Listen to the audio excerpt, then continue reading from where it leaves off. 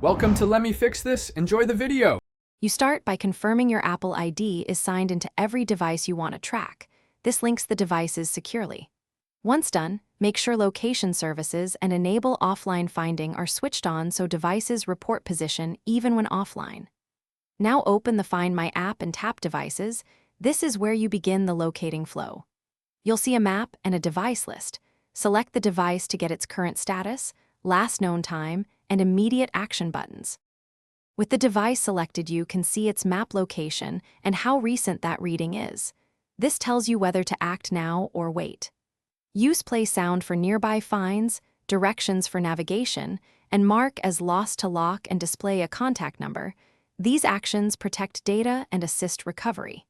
If the device is offline, toggle Notify when found so you get an alert later. Make sure to involve family sharing contacts for broader search coverage if you need extra eyes. To finish, follow directions or contact the person shown on the lock screen. Once recovered, either remove the device from your Apple ID or turn off Find My and reset it for new owner. If you must protect data immediately, use Erase this device. Note this prevents further tracking. One key troubleshooting tip: if a device doesn't appear, verify iCloud sign-in, network connectivity, and battery.